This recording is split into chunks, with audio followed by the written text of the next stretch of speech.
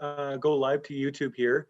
So if anyone wants to be tuning in via YouTube, you just need to click on the YouTube details in the notice on the Summer Villages website, or simply search Municipal Planning Services in YouTube, and you should be able to find the live feed. It will be recorded for later. So if folks either doze off or want to watch later on their own time, you can certainly do so later on.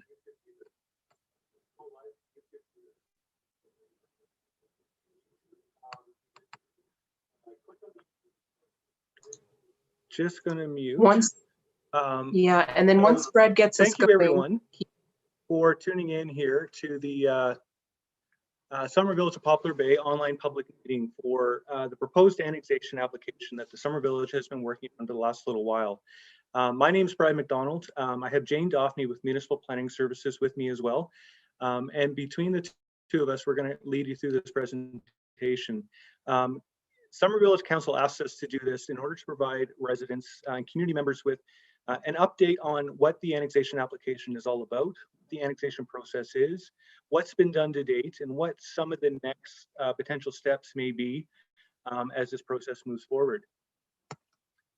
As a housekeeping note here, if this is anyone's first time on a Zoom meeting, the way in which I think we're going to be running this with the number of people that we have attending today is if you have questions either during the course of the meeting or after, we're going to ask that you include them in the chat function of Zoom. You can send them to Jane Daphne or myself, Brad McDonald, at any time, and we'll save them either till the end, or if it's a question that sort of needs to be answered during the course of the meeting, or if it's to clarify something that we had said, we'll try and answer those in due course. If you're using a tablet or phone, we included some little handy instructions on how to find that chat function or to raise your hand. And if you're using a PC computer or a Macintosh computer, the process is slightly different, but it's fairly intuitive as well. But if you have any questions during the course of this, in terms of how to ask a question, use the raise hand function or put it in the chat, and we'll do our best at the end to answer if possible. My name is Brad McDonald. I'm a planner with Municipal Planning Services, land use planner. And with me is Jane Daphne. She's the principal and senior planner of Municipal Planning Services, also my wife. But we are in different rooms for the purpose of this, in order to keep an eye on our two kids who may be running through the background at some point. We provide planning services to the summer villages on Pigeon Lake, either as a subdivision authority, or you may have heard of us. We're working on the intermunicipal development plans for the summer villages in the county of Wetaskiwin, the Pigeon Lake Watershed Management Plan, and all of the municipal development plans that were done recently for each of the summer villages. What we're going to talk about today, just to provide a refresher, because I have a feeling that some people may not fully understand everything about the annexation process, either as it applies to this particular situation or annexation in general. We'll talk about what annexation is, the process that's involved in order to go through it within the province of Alberta, generally, and in the context of the summer village. The purpose of this particular annexation application and the history behind it. We'll talk about the What We Heard report that we prepared, which summarizes some of the public feedback that we've received over the last few weeks and months regarding the update that we provided in March. We'll talk about some potential resolutions that were either raised by community members or by ourselves talking with council that may address some of the concerns and issues that were raised. And we'll talk about the next steps in the process, because this is by no means the end of the annexation application process. And when we're at the end here, we'll answer some questions. So I'll turn it over to Jane, who's going to talk about what annexation is.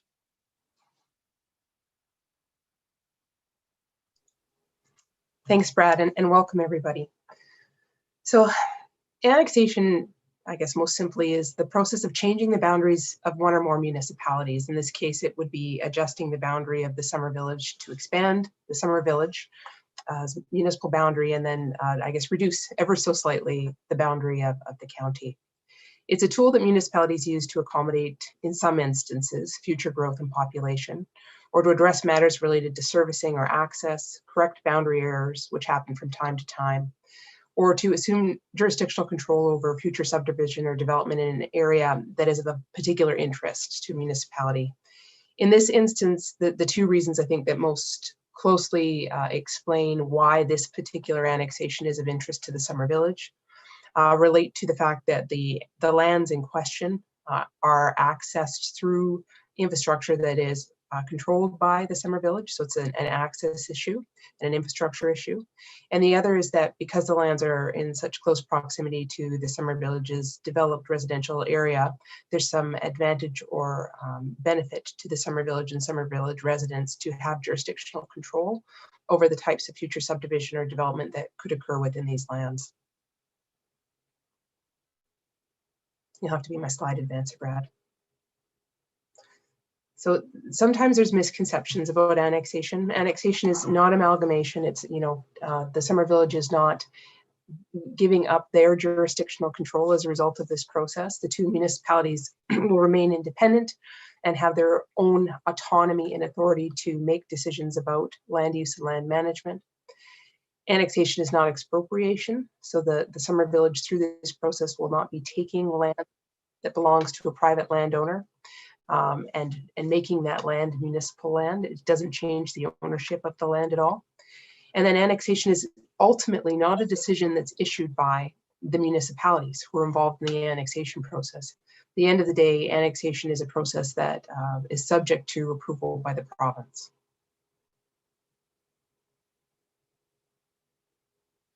So the steps that municipalities have to go through are outlined in the Municipal Government Act for all annexations in Alberta. In the Act, it identifies a number of steps that municipalities must take, including having discussions, and sometimes it involves negotiation and agreements too, between the two municipal governments that are involved in the annexation process. There's a requirement for public engagement and notification. There's requirements to submit a report and accompanying application to the Municipal Government Board for their review. And then there's a formal review process that's undertaken by the Municipal Government Board, which results in a recommendation that's forwarded along to Municipal Affairs for ultimately a decision to be issued by the Lieutenant Governor and Council.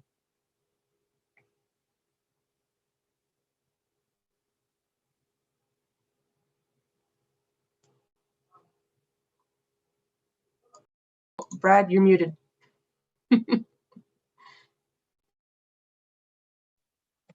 Sorry, folks. The Summer Village, this isn't their first annexation. I believe the Summer Village was incorporated as a municipality in 1967.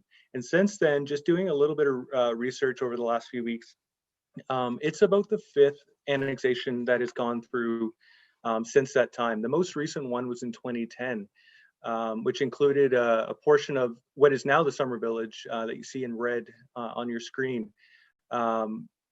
It was done in 2010. If anyone has any interest in seeing what annexations have gone through for the Summer Village, or really any municipality, Municipal Affairs, the Department of the Province of Alberta, on their website has a boundary search function, which allows you to look at old government orders that either approved or did not approve annexation applications for whatever municipality you're searching. So when we looked at Poplar Bay, it has grown over the years from a much smaller municipality to include some backlot areas that are now part of the community today.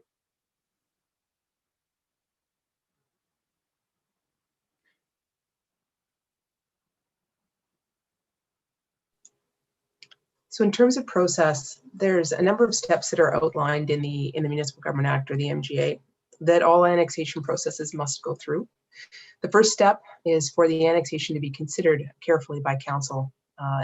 We need to take into consideration, I guess, a recognition of their future growth requirements.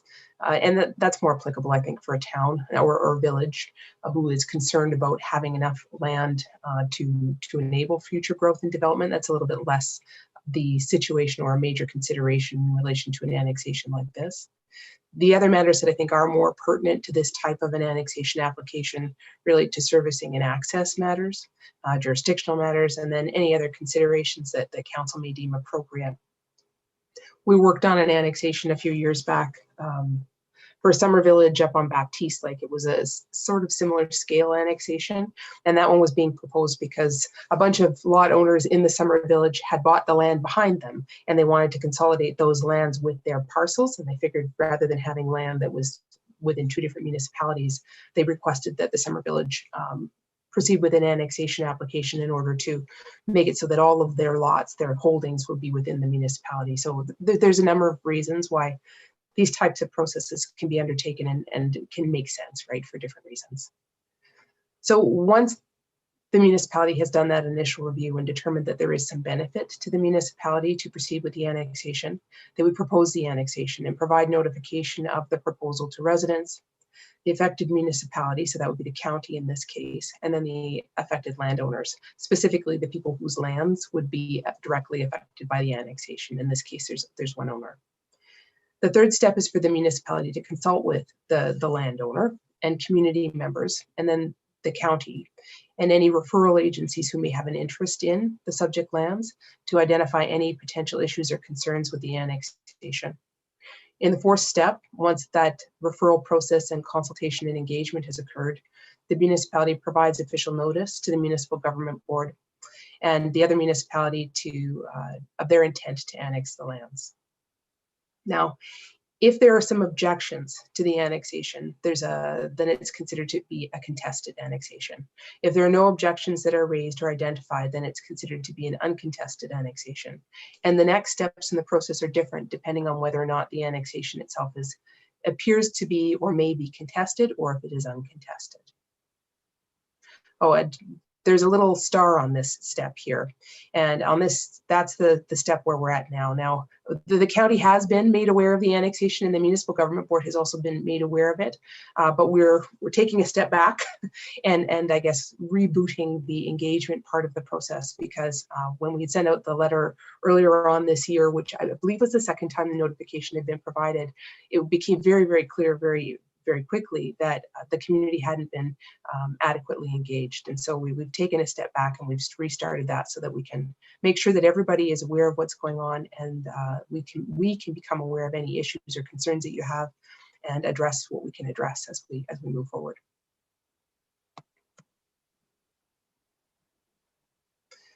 So in the event that this annexation proceeds as a contested annexation, the following steps are required. There are some application information requirements that are identified by the municipal government board that would form part of the application. And it's necessary for the summer village to put all of that package together and provide it to the municipal government board. And that's what Brad and I with Municipal Planning Services are helping do today. So well, not today, throughout all of this process is we're gathering the information that's necessary to submit the application. Once the municipal government board formally receives that submission, which they have not because it's not ready yet, then they'll advertise the proposed annexation, and they will advertise that they will hold a hearing. So if it's a contested annexation, it's part of the municipal government board's process to hold that hearing and make sure that persons, agencies, and the municipality all have the opportunity to make submissions, either in support of or indicating their objections to the proposed annexation. And it's a pretty formal process, but it's not a bad process. So if we get through all of this, and there are those of you who still have concerns with the annexation, I would encourage you to be part of that process too. Once the hearing is concluded, the municipal government board, the panel, will prepare a report with recommendations, and that report with the recommendations will be forwarded on to the municipal government board, who will send it along to the Minister of Municipal Affairs to ultimately make a decision about the application. So with the uncontested applications for annexation, often, they go through their process. There isn't a hearing, though, that's part of that process. You just submit your application through. The municipal government board will review the application, make sure that it meets the submission requirements, and then they prepare their report. But when they are contested, or there's a possibility even that they might be contested, and I think in this case that's likely the route that this will go, there will be an opportunity for a hearing. So the last bit I think that's important to note is that ultimately the decision about the annexation will be made by the Municipal Government Board, who can approve in part or refuse the application. And once that decision is made, they will provide notice to all of the affected parties of the decision.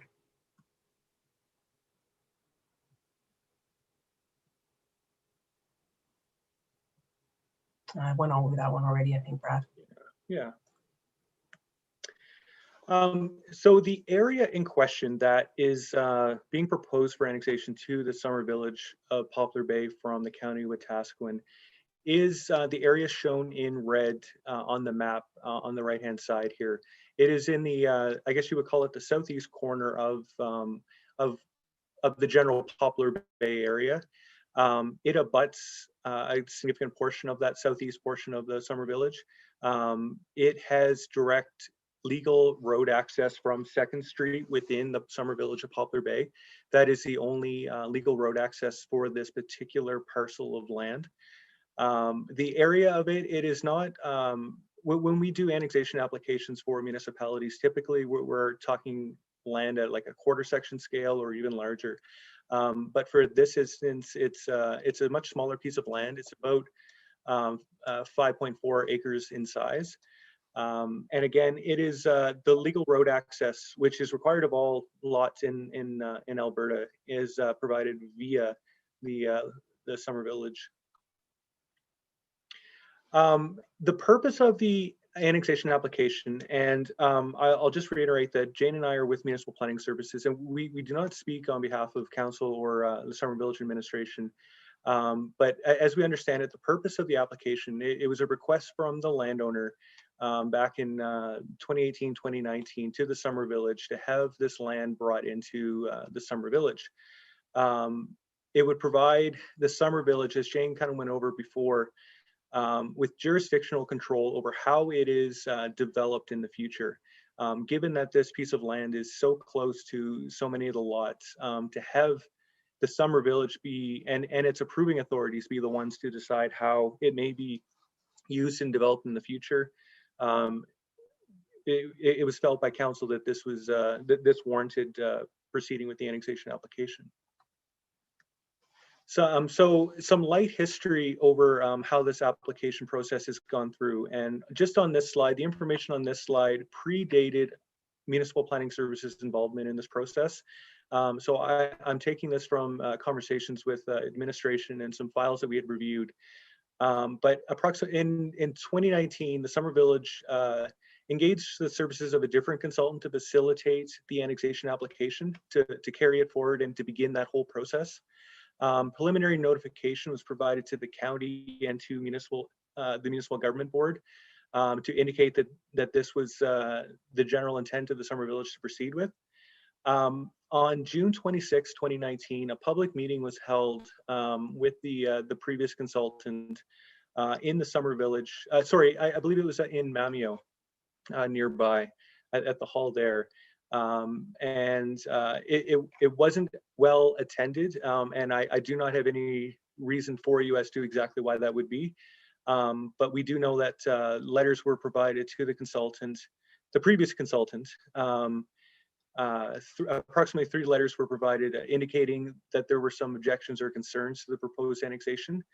And council prepared a resolution, which we'll talk about a little bit later, which identified some of the conditions for annexation that related primarily to servicing, improvements of infrastructure nearby, and how the lot would be connected to the wastewater system in the Summer Village. So that took us through 2019, and then COVID happened, of course. By late spring, early summer 2020, the Summer Village approached Municipal Planning Services, and at this time we became the planning service provider for not only the Summer Village of Poplar Bay, but some of the other summer villages around the lake, and approached us to see if we could help kind of carry the football forward on the proposed annexation application. So we spent a portion of the summer and fall reviewing the files that were prepared already, looking into some of the research, and just from our own experience, having worked on about a half dozen annexation applications over the last few years, what we needed to gather in order to put together something that was in the Summer Village's best interest. We had hoped to have a public meeting last summer, but with COVID restrictions kind of wildly all over the place, we held off on that. And by the fall 2020, the Summer Village was kind of in a unique spot because it was adopting its first ever municipal development plan, and we helped the Summer Village prepare that. And it's a new statutory requirement of all municipalities that you need to have your own municipal development plan. And what that does is it provides you with vision and policies to back up that vision for how your Summer Village will develop in the future. Previously, it was only municipalities of 3,500 population or more that required a municipal development plan, but recent changes to provincial legislation meant that all municipalities in Alberta, regardless of size or type, are now required to have a municipal development plan. And the deadline for that had just passed. Has just passed a few weeks ago. So fall, early winter of 2020, we were helping the Summer Village kind of wrap up that project. So the proposed annexation application process kind of took a pause so that we could get through the municipal development plan project with them. So that brought us to winter 2021, this year that we're sitting in here now. And with administration's help, we put together an update notification to residents that was sent to adjacent landowners, both within the county of Wetaskiwin and anyone that either abutted the proposed annexation area or 2nd Street. We sent letters to based on tax roll information. And the Summer Village posted on their website a similar letter. And the feedback for that was kind of night and day compared to what had happened the previous year with the public meeting from the previous consultant.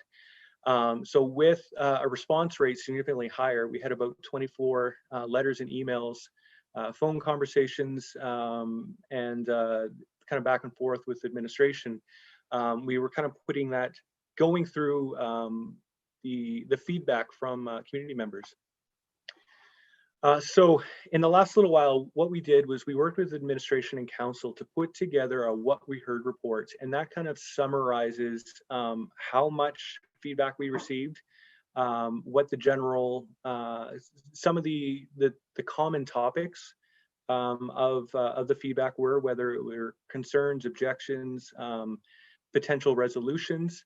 And we put together a report for council and for the community as well to view after council had a peek at it, which is now available on the Summer Village's website if anyone has not had the chance to take a look at it. It doesn't provide any kind of personal information about anyone who has submitted anything, but what we've done is we've gone through each of those letters and emails and kind of made a breakdown as to what some of the common themes were, what some of the bigger topics were, and we're able to provide council with an understanding of what the common concerns and issues might have been. It's available on the Summer Village's website if you want to take a look. It also includes in the appendix of the What We Heard report, I think about 16 common questions that were asked in the course of the feedback that was provided, and where we could, as municipal planning services, we provided answers and responses to those. So if you feel your question, if you asked a question in your feedback from earlier, chances are it's probably addressed in that report as well. Oh, Brad, before you continue, Brad, can I step in for a second? Yeah. So, and I guess we do really want to encourage you to have a look at that. I think that we're going to cover some of the same material this evening too, because there were a lot of questions that were raised, and we're hoping that through tonight's presentation and through the information that's on the website now, we'll be able to address some of those questions. But if, after tonight's presentation or in looking at that report, you don't feel like your question has been identified, recorded, and that an answer has been provided, then we want to encourage you to get in touch with us as well, because our intent here is to either provide you with an answer or to get information with someone who has an answer so that we can get that back to you. It's important that you be heard here. I think on this slide we've covered, I sort of briefly covered everything there. It's available on the website. It's for council administration and the community's viewing, and answers those commonly asked questions. So Jane, do you want to talk about some of the potential resolutions to some of the common concerns and objections that might have been noted in that feedback that in working with council and administration, we think we might have some potential resolution to those? Sure. So I think one of the common themes in the feedback that was provided is that the community really felt let down by the engagement process that occurred previously. And so we want to make sure that we make up for that. So I want to, I guess, stress tonight that the engagement process is still ongoing after tonight's meeting.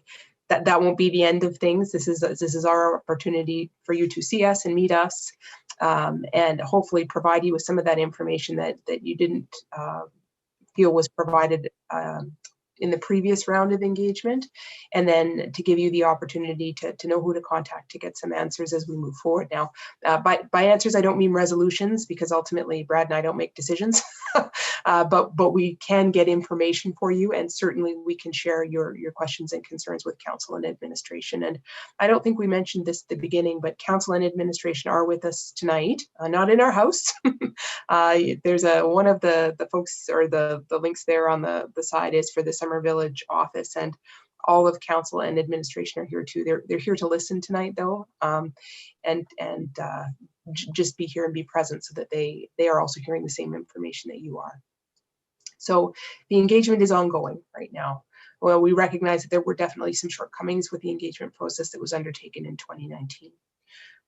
With tonight's meeting, we want to share that information that I think had not been shared or articulated clearly with the community in the previous round of engagement, and then just let you know what the steps are moving forward so that you know what other additional opportunities you have to make sure that your voices are heard through this process. The other thing I wanted to note too is that, you know, if ultimately the annexation goes forward and it's approved by through the province, in order for anything to occur on those lands, the next steps that would need to be taken are that the Summer Village's land use bylaw and municipal development plan would have to be amended in order to remove those lands from the county's planning documents and put them into the Summer Village's planning documents. And some of you may have been through a land use bylaw amendment process before, you know, that in order to amend a bylaw, it needs to go through, or these types of bylaws, it needs to go through 3 readings, and there's a public hearing component there too. So ultimately, before development or subdivision could occur on these lands, if they become part of the Summer Village, there will be another opportunity to speak directly to council to make sure that any concerns you have with potential development on that site are voiced and raised and would be carefully considered by council prior to making a decision about those bylaw amendments. So this isn't your only kick at it. There's many, many more to come.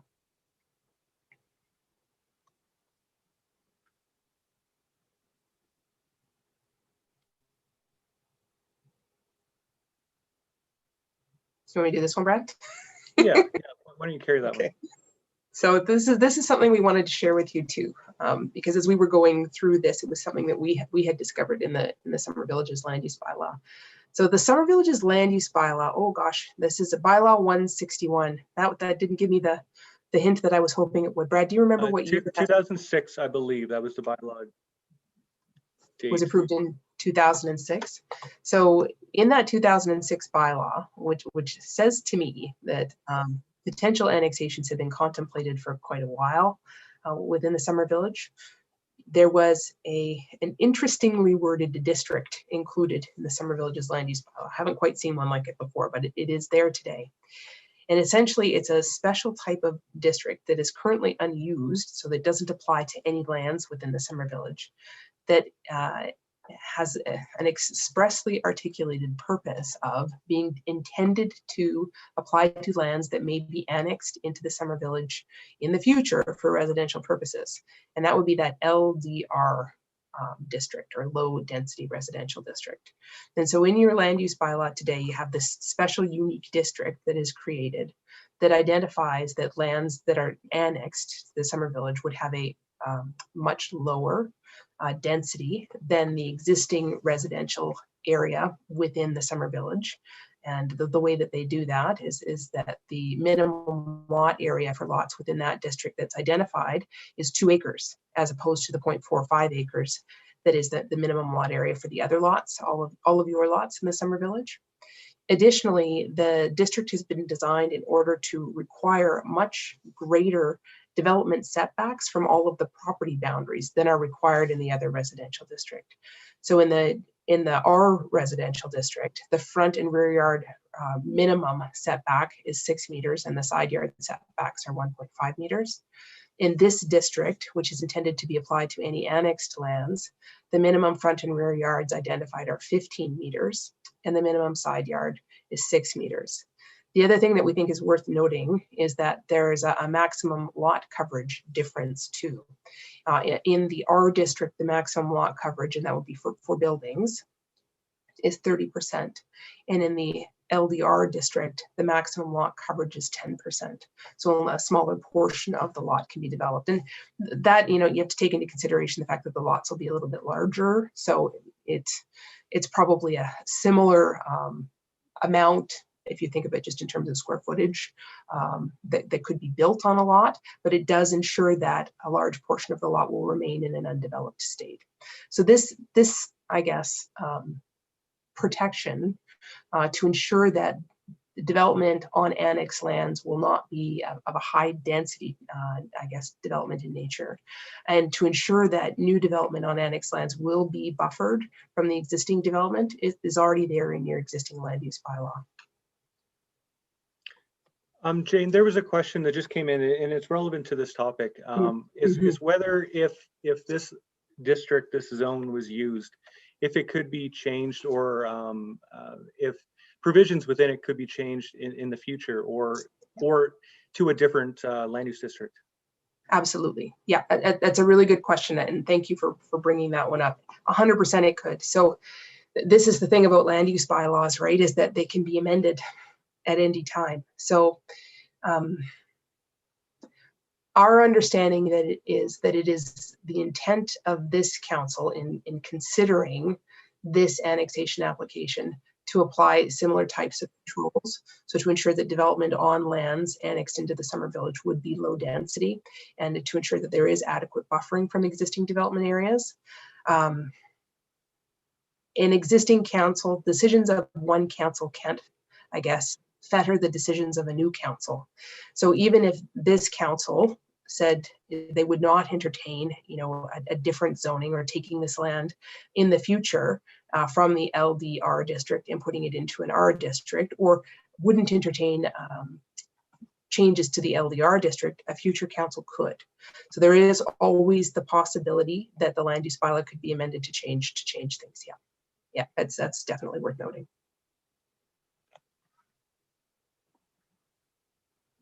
That's all I have with that slide, Brad. Yeah. Do you want to handle this one too? Because it's sort of on that same topic of. Yeah, for sure. So in thinking about that, and some of those things, one of the things that I think we would suggest or recommend be applied as a condition on the annexation would be a requirement for future subdivision within the proposed annexation area to include. We can't require municipal reserves.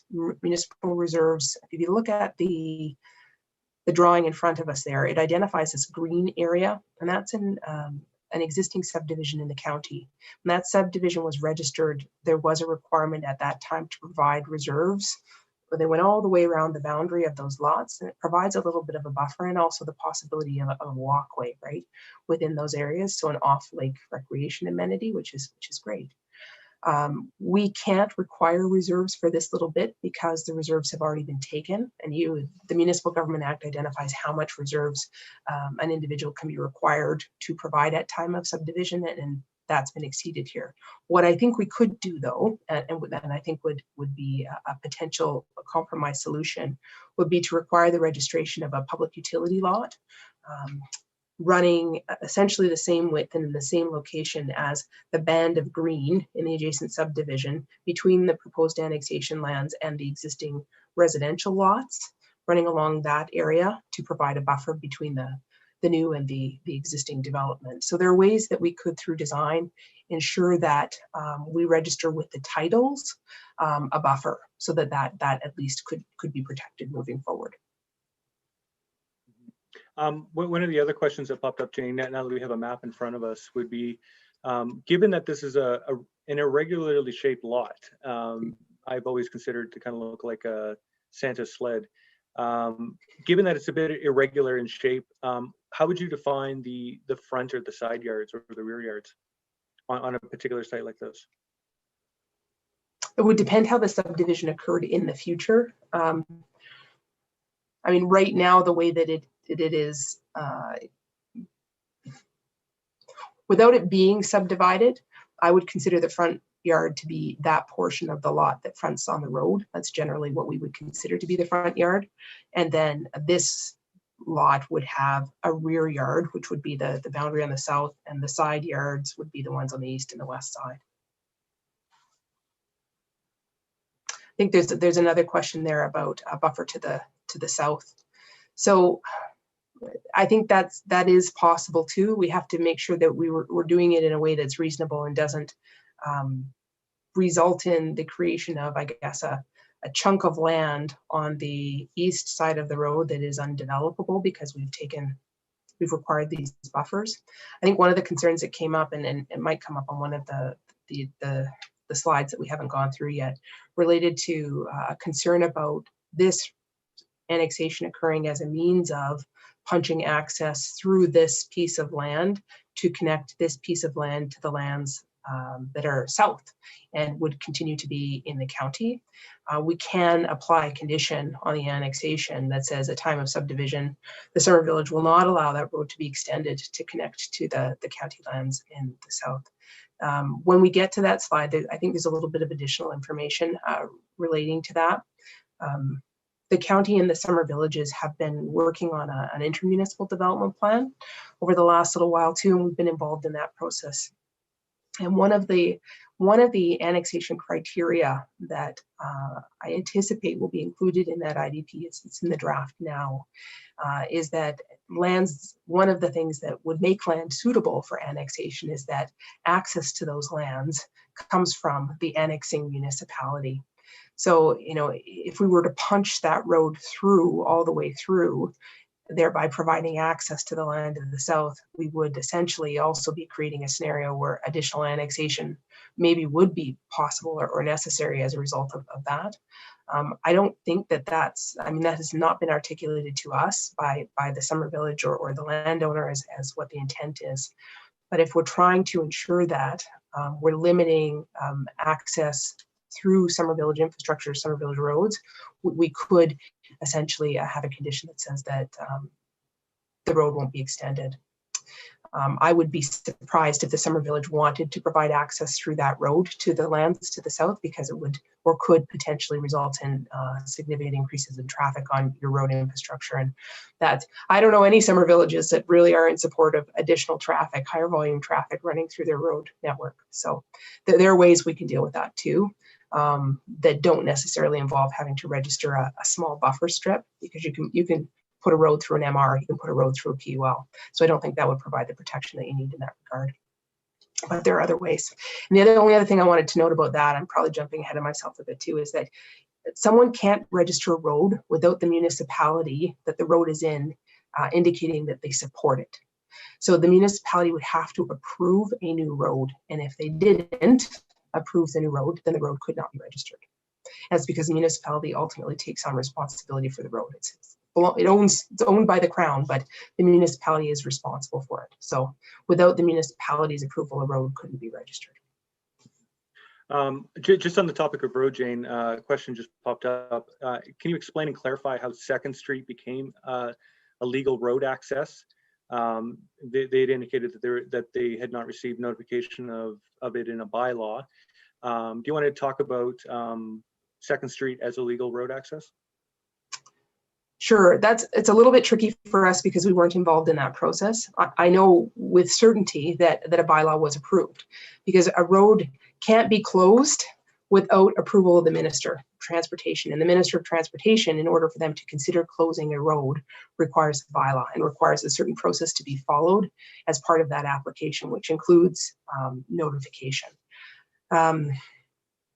So, you know, we went back through the historic plans and we can see through land titles where that road was canceled, and that had to have been canceled with ministerial approval. So that process was undertaken and the new road was registered one lot over in its place. For a road to be registered, there's a couple of different ways it can be done. It can be done by road plan, which doesn't require a subdivision process. It just requires a surveyor to register a road, and then it requires the municipality to agree to it.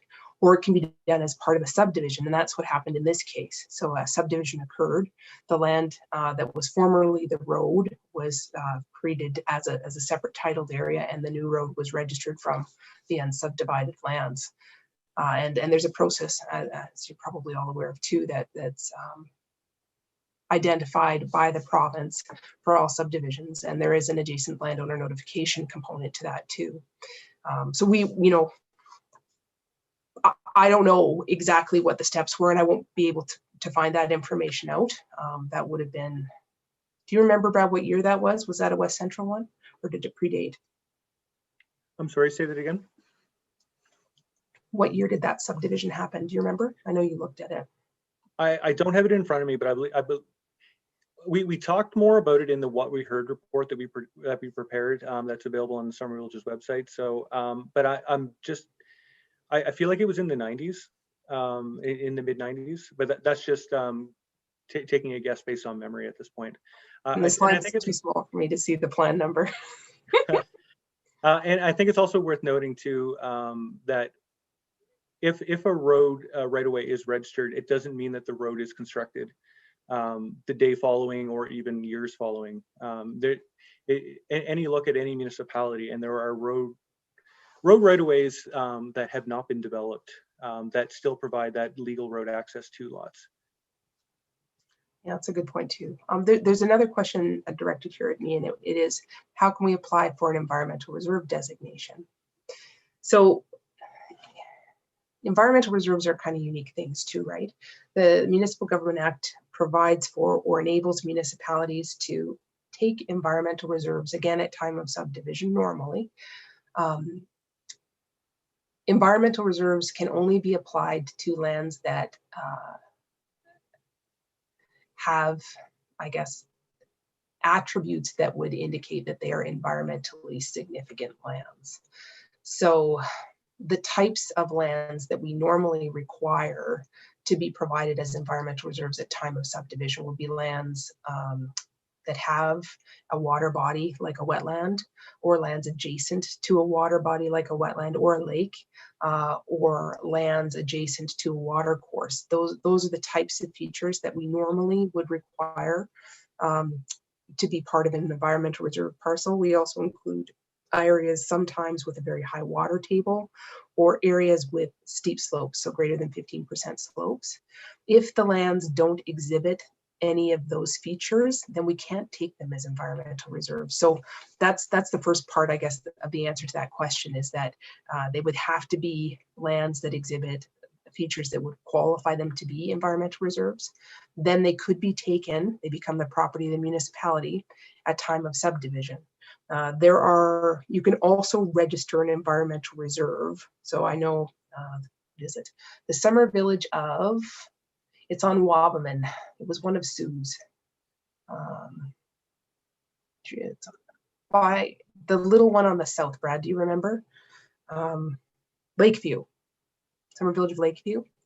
They acquired some lands that they decided that they wanted to changed the designation of, I think, from a municipal reserve to an environmental reserve.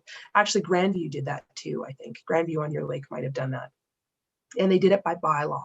So if the municipality already owns the land, then the municipality by bylaw can change how it's registered on the title in order to identify those lands as environmental reserves, if, again, they exhibit those types of features. There are a few other questions that just popped up, but I think we'll just kind of move along to the next few resolutions, and we'll definitely address those questions just so we're continuing on in the topic of potential resolutions. Yeah, I've got a few too here, and I'll note those as well. Yeah, so just bear with us, folks. So on the topic of there's some concern that by doing this, it would open up road access to county lands to the south. And Jane covered this a bit with talking about that the Summer Village is not obligated in any sort of way to extend 2nd Street in such a way that it would provide that legal access to lands to the south. The way in which the draft Pigeon Lake, the South Pigeon Lake Intermunicipal Development Plan, which we're working on with the Southern Pigeon Lake Summer Villages in the County of Wetaskiwin, one of the policies currently states that annexation will only be considered if road access is provided to the site, and that's the situation now with this one particular lot that we're talking about.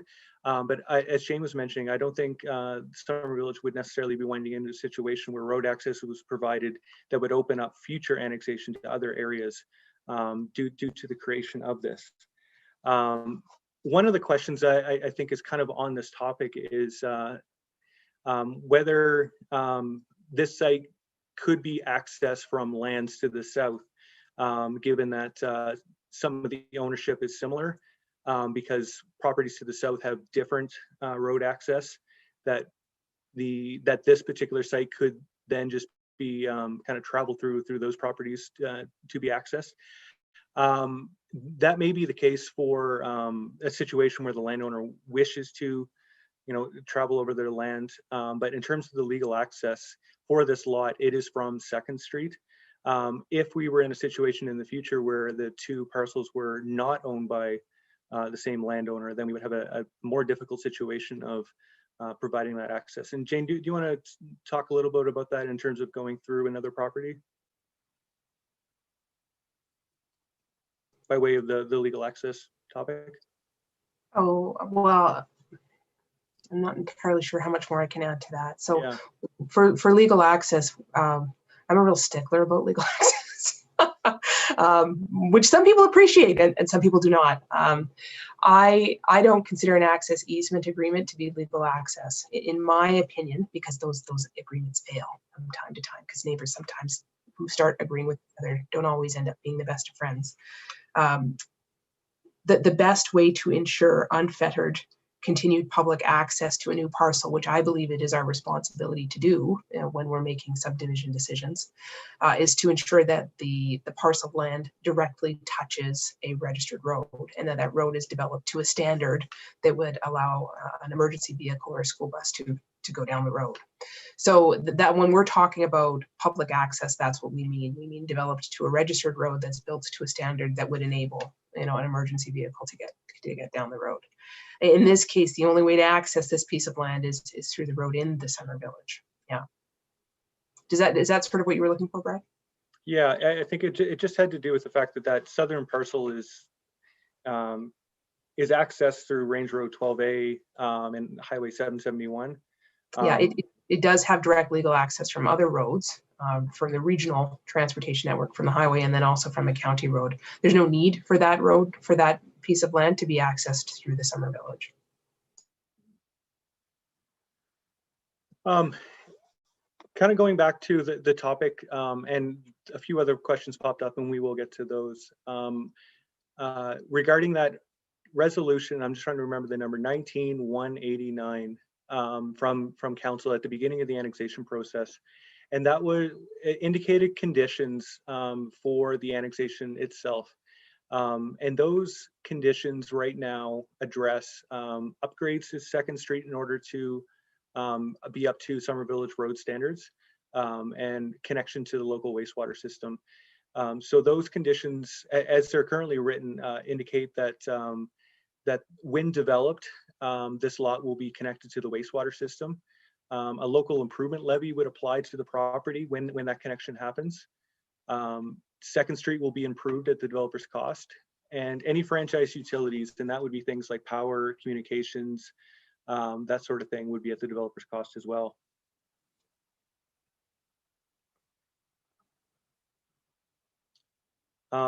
So we'll just talk. You know what? Maybe Jamie, it might be better to answer some of those questions, and then we can talk about next steps, because that's more of a kind of a wrap up than anything else. One of the questions that I'd received was whether any studies have been undertaken, either by the Summer Village or the landowner. I would suspect specifically they're referring to traffic, financial, environmental, watershed, or wildlife habitat studies, and those aren't uncommon reports or information that you'd be wanting from an annexation that was a much larger area. If you were, say, the city of St. Albert's, and you were looking to annex a few quarter sections of land, you would certainly be looking at those sort of things. Given that this is a much smaller parcel of land, the scale of those reports is, I don't think at the annexation stage would provide any sort of relevant information for the Summer Village. When the land were to be developed in the future, maybe some of those questions about environmental and traffic concerns could be addressed through that process. Well, the same answer, right? Is that we can't just ask for things to ask for things. We have to be really careful that when we're asking at time of subdivision or time of development or time of annexation, the things that we're asking for are reasonable. And we would get enough benefit from asking someone to incur the costs associated with doing those reports that it justifies the ask. And in this case, because the chunk of land that we're talking about is so small, and if we take into consideration the fact that the way that your land use bylaw is written right now, if these lands are put into that special district, the number of titles that could be subdivided in that particular area would be a net increase of one more lot. So it wouldn't be reasonable to ask for a traffic impact assessment. There would be no notable impact in terms of increased traffic generation. Additionally, there would be no noticeable impact financially on the Summer Village to allow one additional lot. And you know, the impacts on, I guess, the watershed are more directly related to how a lot is developed than you know, the number of additional parcels that could be created here, because that number is so low. So there are things that could be written into a district, things like requiring buffers from wetlands that you don't have in your existing land use bylaw, or requiring a minimum percentage of the lot to be maintained in vegetative cover. There are things like that that we could include in the land use bylaw to minimize potential impacts on lake health, which we're huge supporters of. I guess I think it's important though to maybe note that if those types of things are applied in this one piece of land, it would also be reasonable to ask that those types of redevelopment considerations would also be applied on other residential lots too, just in terms of equity. Mm-hmm. There was a statement here indicating that Summer Villages of Itasca, Silver Beach, and Argentia Beach all have environmental reserves. And we're certainly aware of that. Our office is, Jane, correct me if I'm wrong, but we are the subdivision authority for those folks. Yes, newly though, so we weren't involved in those subdivisions yet. But yes, they do, and that speaks to when those subdivisions were created for the most part. So it isn't consistent across the board on our lakes and in our different municipalities, but there was, depending on the age of the subdivisions, when the subdivisions were created, there was a time in Alberta where it wasn't common practice to require environmental reserves along the shoreline. And then we realized the error of our ways and how important it is to try and protect that very sensitive riparian land in order to mitigate potential damage to the aquatic ecosystems and the lake itself. And so you guys have much more reserve registered in your municipality than some of those other municipalities have. But then it just depends on when those subdivisions were registered. Is that answering the question, Brad, or I just step in? Well, I think it was more of a comment, just that there are environmental reserves in other summer villages nearby. Yeah, for sure there are. And they do reflect those environmental features that I was mentioning before. So who's got the great big ravine? Is that Grandview or is that Norris Beach? There is some steep slope areas in one of the summer villages on the south side. And a lot of the other reserve parcels will either be lands where there's a water course, seasonal or permanent, and then lands around water courses or water bodies. When Jane, and I'm not sure if you're receiving any questions as well, but I'll just continue unless you step in. It was indicated earlier in the presentation that council felt this property was because it was so close to Summer Village, it should have control over its future development. Summer Village has undertaken a number of annexations since 1967. Are there any future plans for other annexations? And I can say, I'm not council, I'm not administration, but I'm not aware of any. In the draft intermunicipal development plan that we have prepared, that when adopted by all the South Pigeon Lake municipalities, if that were to be adopted, we've identified in that kind of criteria for looking at when an annexation application may be considered, and it creates a situation where it's not just anyone that wants to come to the door and ask for it. There would need to be certain criteria met, and things follow it. I guess would be the way to describe it for the municipalities to even consider it. And I can't speak to why the previous annexations were proposed, because we weren't involved in that, and there isn't documentation from those times that can tell us what who initiated the annexation applications.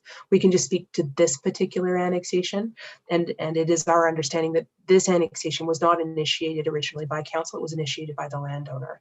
So council has not expressed to us through this process any burning desire to initiate an annexation process on their own. I think that likely what has occurred in the past is that it's been very similar, is that a landowner has approached the Summer Village Council and said, hey, we would like to be part of the Summer Village, and then council has explored whether or not that made sense to the Summer Village. So I would anticipate that it would be similar moving forward. And there would have to be some sort of demonstrated benefit. A question being that because this is in the southeast end of the Summer Village, the statement was made that perhaps residents of the Summer Village of Grandview may be more impacted than some folks in Poplar Bay that are further away. Have residents in Grandview been formally made aware of this process? Not, no. So we haven't sent a letter to residents in Grandview. There's no requirement to do that. And that would be very unusual to do so, because they don't border the annexation lands. And the only lands that border these particular annexation lands are your Summer Village and the county.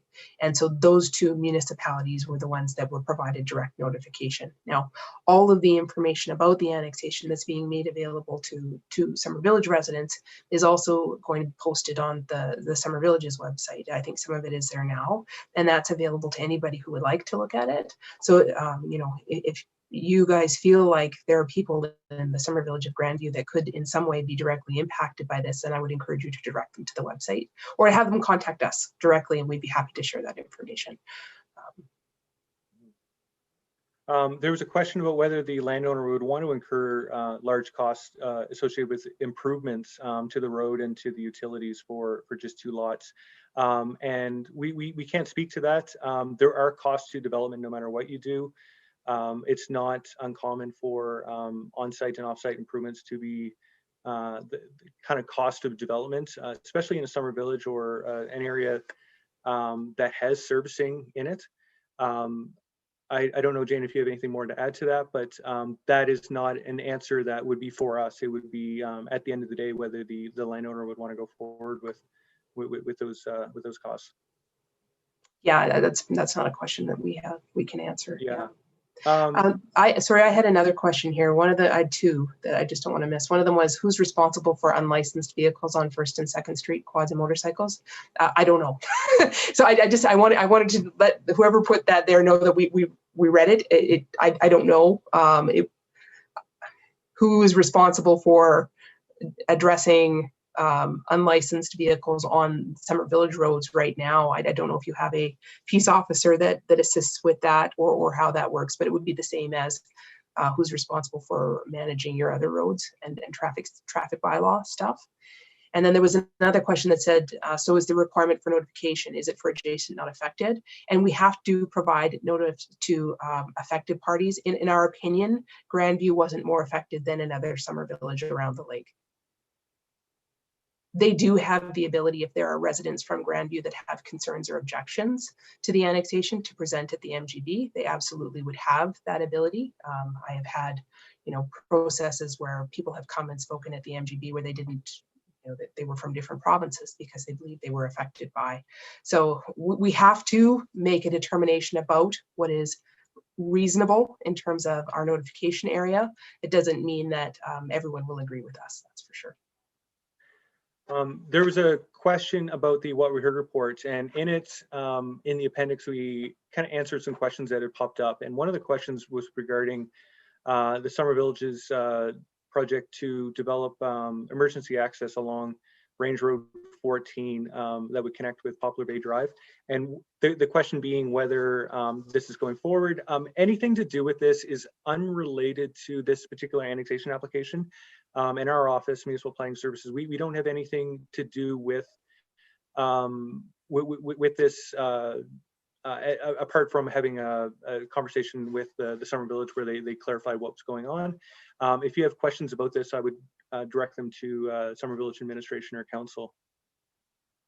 But it is entirely separate from and independent from the annexation process.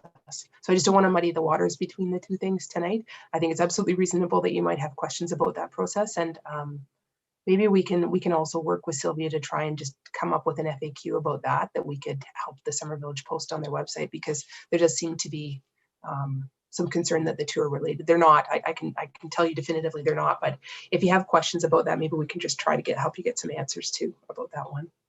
There was another question in here about Aspen Acres, and I have to, I'm sorry, reveal my ignorance here. I don't know what Aspen Acres is. The question was, can Aspen Acres be a village?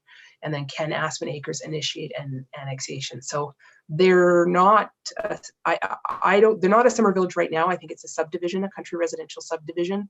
Can they initiate an annexation? If they are not a municipality, they cannot initiate an annexation. They could ask the municipality that they are a part of to initiate an annexation, but they can initiate an annexation on their own. And the question being, can they be a village? I'm not sure of any area creating its own separate municipality over the last little while. Jane, can you think of any? No. In order to be a village, you have to have commercial assessment. Because I'm unfamiliar with Aspen Acres, I don't know if they do. So maybe that meant village or Summer Village. It is my understanding that the province is not entertaining establishing any new Summer Villages at this time.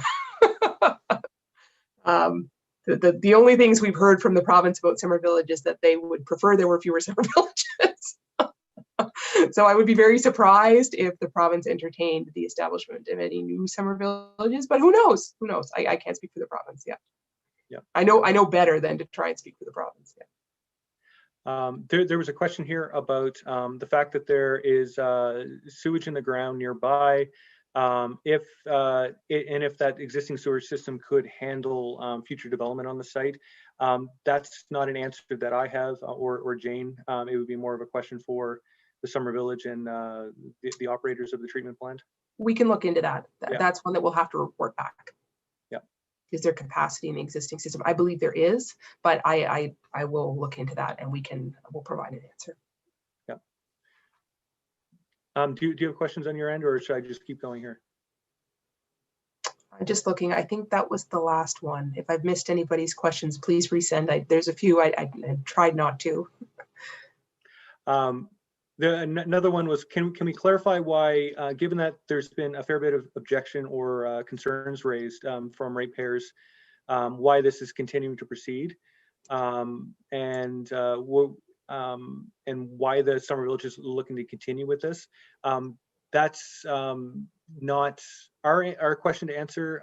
That would be for council, for them to decide if they want to continue with this process or not.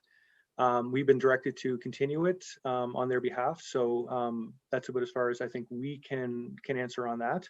I guess, Brad, the only thing I could add is that, if you're looking at it from a planning perspective, there does, in my opinion at least, appear to be, it provides greater protection to Summer Village residents for this particular piece of land to be included within the Summer Village. And it's for the reasons that we indicated before, right? Is that would enable the Summer Village to determine the ultimate density for this lot and to ensure that the type of development that occurs in the future is regulated by the Summer Village. And so ultimately Summer Village residents have more control over what types and what type of density occurred on these lands. So I think that in our discussion with council too, my understanding is that is their position, is that it provides Summer Village with greater control over the types of development that could occur here. And it enables council and administration to ensure that future development does not have a negative impact on Summer Village residents or your infrastructure and ultimately your taxes, right? If that road had to be improved, there would be an impact on Summer Village residents. Sorry, I was just responding to a question to just seek a little bit of clarification before we asked it, so we were asking it properly.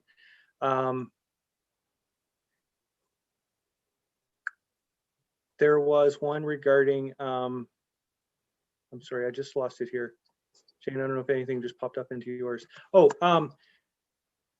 a concern being the actual division or the subdivision and the access of the proposed property. If approved, if the annexation was approved, how long could it take for a subdivision to go through to say split this into 2 lots? Oh, so this is a 2-part answer too, I guess, because technically that lot could be subdivided today. Right. The landowner could apply through the county subdivision authority, who's also us, to apply to subdivide that parcel. And if what they wanted to do is consistent with what's allowed in the county's planning documents, then it could be approved. I can't remember because I haven't looked at it whether or not it does. I suspect it doesn't, but I would have to look at that to answer that question if that's a follow-up question. Once the annexation process is complete, if the land is annexed to the Summer Village, normally a subdivision process takes realistically 6 months for that to happen, from start to finish, from the time the application lands in our office to the time that it's registered with land titles and the new title is received. I have seen them go through in as little as 4 months, but I think on average it's about 6 months. And for this one, because it would also require, after the annexation was complete, an amendment to the land use bylaw and the MDP, I think we're probably talking more time. I generally don't like to start a subdivision process while a land use bylaw amendment or an MDP amendment is underway, because we ultimately don't know the will of council, right? So we could begin those process and then those amendments not be approved or not be approved in the form they were originally applied for, and then the subdivision process gets all buggered up and somebody loses a bunch of money. So I think realistically, if you factor that amount of time in, it's probably 9 months to a year before those lots could be subdivided. I'm sorry. Another question. There's no, is there, I guess the statement is that from what we were saying, their understanding is that there's no clearly defined plan for where potential road, how Second Street could be extended, nor the number of lots that could be subdivided. yeah, we had indicated that the low density residential land use district that's in the Poplar Bay land use bylaw right now could be changed through council to the regular land use bylaw district, which is what the majority of residential lots in the Summer Village are. Jane, I think you might want to handle the bit about the amendment to whether if this became a low density residential district, how it could be changed in the future, or if council would consider that. So if the land use district that's designed for this type of a situation were applied, then the maximum number of lots that could be created in this area are 2, right? And there would be no need to extend the road, really. Depending on what the exact configuration was, there might be a little bit of need just to ensure access to both of the lots, but I could see a scenario where there would be, virtually no requirement to change the road at all, and you could still have access to 2 lots. If at some point in the future, the existing landowner or a future landowner decided that they wanted to do more subdivision, then they would have to again go back and apply to rezone the land to a different district. And if they rezoned it to your existing other residential district, which allows for, what did we say, half-acre lots? I can't remember. About that, yeah. Yeah, then it could have significantly more lots. Well, in the scale of a summer village, we're still not talking about a huge increase in density. We're probably talking in the range of 10 lots if you factor in the area required for the road. And then there would absolutely be some requirement to do some of that additional engineering information that we were talking about before. If there were going to be a multi-lot subdivision proposed anywhere these days, we would want information about groundwater. We would want information about how the stormwater is to be managed. We would want preliminary engineering to know where the utilities are going to go and how the road is going to be built. So it absolutely changes what the ask would be when we're talking about greater density. We haven't asked for those things right now because our understanding is that that's not what's been proposed. But in not asking for that information at this time with the annexation, based on the information that we've been provided, which we have to assume is truthful, it doesn't prevent us from asking that if the situation changed. So if at some point in the future, someone did propose an amendment to the land use bylaw to allow more lots, then that would trigger the need for all of those studies to be provided so that council, in considering that application, had sufficient information to determine whether or not the site's suitable for that increase in density without having a negative impact on existing residents in the county or the summer village and your aquifer and the lake. So we can ask for it if the situation changes. Not asking for it now this isn't our only opportunity. We would ask for it at time of subdivision if it didn't come before that. And really it should be provided with a land use bylaw amendment application so that council has sufficient information to consider it. There were a few comments in here just indicating that Aspen Acres is to the west of the subject site. So, okay, yeah. Thank you, you guys. We have a room full of experts with the area here. So the cul-de-sac to the west, yeah. Okay. Yeah.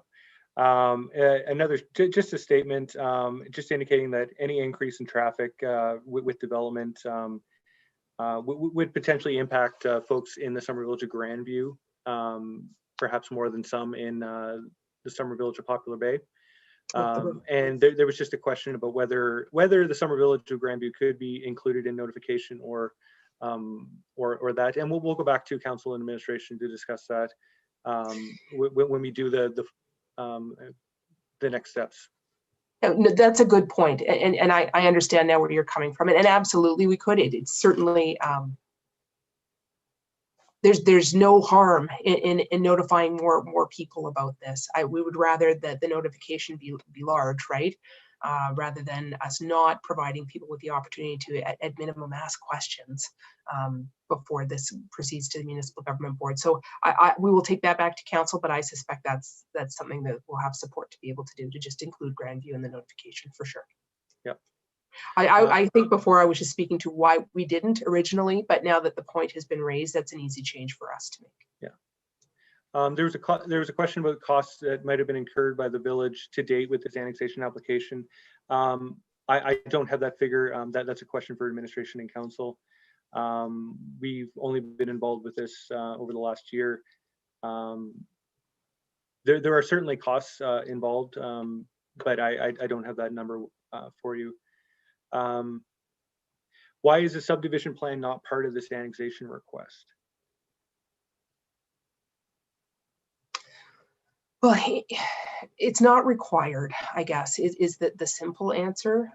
Certainly, our understanding is that information about what the intended future land use is a really relevant and important consideration, and that has been provided to council and administration. I haven't seen a drawing, but because the increase in density, as I mentioned, is one lot, I wasn't terribly concerned about it at this time.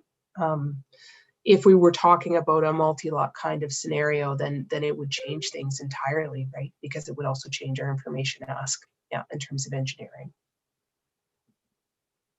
A question that we sort of addressed earlier, but maybe we can clarify: why can't landowner go through his through another lot to get access to this lot? And that kind of goes back to the topic of legal road access. And just because the same landowner owns two contiguous pieces of land, in the future that may not be the case. And then municipalities can't create a scenario where you have a lot that has no access. And in this case, this particular subject site, the access is from 2nd Street. That's a legal access for the road, or sorry, for the site. So one of the requirements, I guess, and at time of subdivision, one of the things that is a necessary consideration of the subdivision authority is that each parcel being created has legal road access. Now, that's something that we would have to take into consideration at time of subdivision. I just want to make sure that we're answering all aspects of this question, because I'm not entirely sure I understand it. Could a landowner grant an access easement agreement to somebody else to go through their property to access another property? They could, but they couldn't do it in order to facilitate a multi-lot subdivision. We would require, because all of a sudden the subdivision would trigger the requirement for legal road access. But there are lots of situations where, you know, even where lots have legal road access, the preferred way to get to wherever you're going is another way that's through somebody's property, either because historically that's how you've always done it, or it's easier, or whatever. And agreements between landowners are between landowners, but at time of subdivision, the municipality does become involved in those things, and it is we're required to ensure that there is direct legal road access. Yeah. There was a statement in here about the sewage treatment plant having affected the watershed through the Aspen Acres when flooding conditions being created. There's not a question attached to it, so I just thought I'd read that in as a statement. Well, and thank you for that information, because that's something that we'll file away too, because if there is a subdivision in the future, then there's lands maybe in this area that could be subject to seasonal flooding, and that would be good for us to know. I know that we have not historically done as well as we should have when we're looking at or considering development on backlots and how that impacts, you know, the flow of water downhill towards the lake. That is, I think, a change in practice throughout the province that we have all embraced. And I know that the county, and certainly we've had many discussions with the summer villages too, about how important it is to ensure that we're doing everything that we can in order to manage surface water drainage, in part because we're running into situations where we didn't have proper stormwater management plans for older subdivisions, and they have created flooding as lots have redeveloped. And also because we know what the impact is of not managing that surface water on the lake itself, right? If we're allowing the conveyance of greater amounts of phosphorus and sediment towards the lake, then we're having a negative impact on the lake. So there's lots of ways that we're looking at trying to do better in that regard. And I think that we will see moving forward that all of the municipalities around Pigeon Lake are embracing different practices and design requirements to try and manage those things. I think that's certainly a very relevant consideration.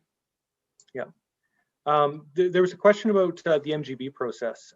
So if we get into a situation where this does go to the Municipal Government Board and there is no general agreement, and I assume that the question regards public feedback on the proposed annexation application. So if there's no general agreement from community members, does it still get annexed? And that's certainly a consideration of the Municipal Government Board in their decision-making process. They will certainly hear through the public hearing process. But Jane, you've been involved in those proceedings. Do you want to speak on that one? Yeah, so two things. One of them is this is going to go to the Municipal Government Board. For sure it's going to, unless everybody who's in attendance, tonight provides us with a written statement that indicates you have no objections, which I'm not anticipating, right? And not requesting of you. This is going to go to the board because there's been a lot of interest in this annexation, and I know Rick will want to take it to a hearing. So I think that it's safe to assume that this will proceed to a hearing one way or the other. So that's the first part. The other bit is the board does take into consideration the testimony presented at the hearing by anyone who is affected by the annexation. They will be looking for evidence, right? So if you're providing testimony at the hearing, then I would strongly encourage you to provide evidence in support of the annexation or to support your objections to the annexation, because that's what they'll be looking for in order to base their decisions. Yeah.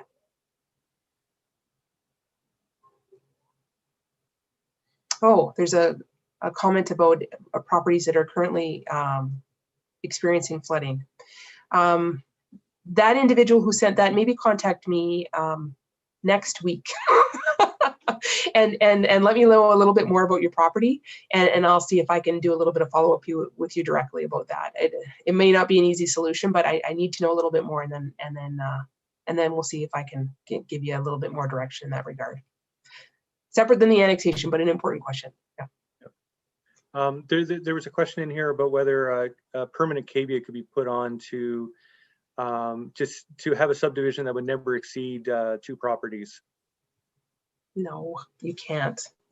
And that's part of that. One council can't fetter or bind the decisions of a future council. We just don't have, the authority to do that. So we could apply, I don't know, I don't even know if the board would apply that condition to an annexation. It might be worth a try to see, but ultimately at the end of the day, the council of the day that is considering an application in front of them to amend municipal planning document are the ones responsible for making that decision. So I think it would be unlikely that type of thing or situation could occur, and it certainly couldn't be done by caveat. Yeah. Mm-hmm. Lots of good questions, you guys. Thank you. Yeah. I'm not seeing any more new questions on my end. I would imagine probably some people need their fingers stretched here. We've had a fair number, and it's wonderful to be able to answer these. That's the entire purpose of this meeting, is to share information and to answer questions the best we can here about this proposed application and any planning or development scenarios that might be on your mind as part of this. So following tonight's meeting, if you have here, I'll just advance this. Well, maybe we can just talk about the next steps here, Jane. Okay, yeah. There was a question about the follow-up regarding the Grandview one. And if the individual who asked that question, could you put your email in the chat and I'll follow up with you about that so that we don't drop that? Yep. Sorry, Brad, thank you. So our next steps on our end would be once we exit out of this meeting, I will log back into YouTube and save the live stream of this meeting. So for anyone that either had to step away or came late or was unable to attend tonight or want to punish themselves and go through it one more time, we will have this available to view, and we'll post a link to administration so they can put it on the Summer Village's website. So everyone can have a listen, have a watch, and get a sense as to what was asked and discussed tonight. we would anticipate there would probably be a fair bit of feedback coming our way, either in terms of more questions. And on the next slide here, I have my email address if anyone wants to send them along. I won't be in the office tonight or tomorrow actually, but beginning next week I will be in the office. And what we're going to do is we're going to take all these questions and compile it into a report again for council, so they can have a sense as to what was asked and what was answered. And we can discuss how some of these proposed conditions were received and what some additional feedback was. And then with that, we will do some additional notification about how council directs us to go forward from there. Oh, so I think we've covered a lot of questions. But if anyone has any more, please continue to shoot them in the Zoom chat. We don't get paid by the questions, so continue as much as you want. If you wake up tomorrow morning and think of something you should have asked, feel free to email me, b.mcdonald, MacMcdonald @monplan.ab.ca. Again, that will be in the recording on YouTube, so if you're unable to pencil it down tonight, it will be available. It's also available on some of the other notification that the Somerville posted recently regarding this. And if you need to, just get in touch with Sylvia at the Summer Village and she can share it as well. And again, we're going to share everything with council and administration. Well, I'll just say right now, thank you for your time. I know at least one other question popped up here, but we appreciate everyone taking their time, especially on, I don't know where everyone is tonight, but in Edmonton, it looks like we got a little bit of sun. So if people are doing this rather than spending some sunlight hours, we appreciate and are glad to have you out this evening. Jane, a question just popped up. Will questions that were deemed irrelevant to be included in the information prepared for council with regard to the Range Road 14 extension?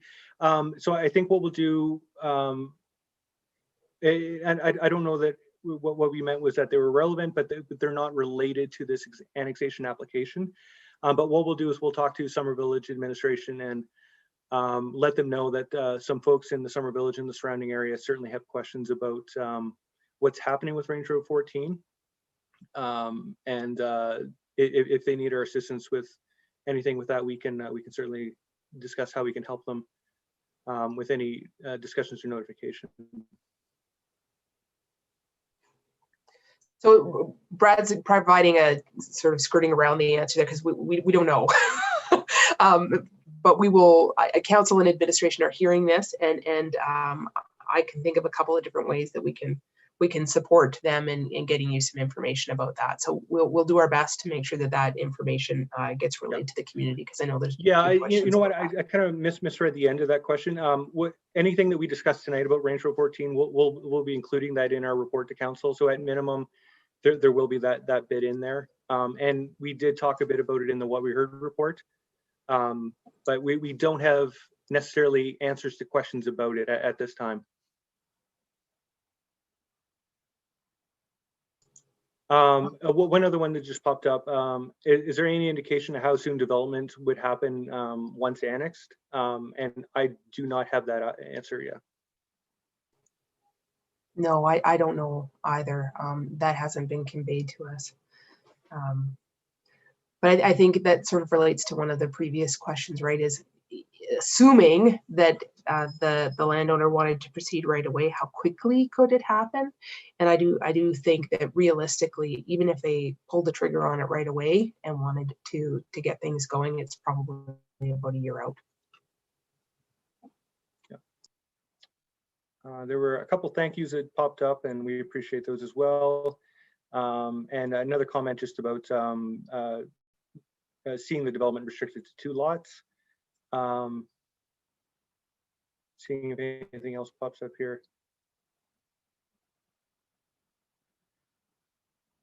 Yeah, and another comment about how Summer Village and the county relate to Aspen Village. I'm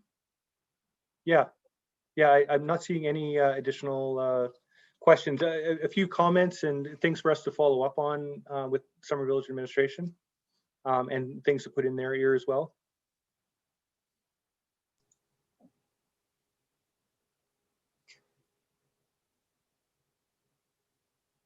changes to anything on your end? No, we're good on this end. So maybe right. maybe we will conclude for tonight. Yeah, and this will not be the last you hear of us, unless unless something. Unless you want to. Yeah. And we'll be back with some more information. I'm not sure how council may direct us going forward, but we'll definitely be putting this into a report and an update on this.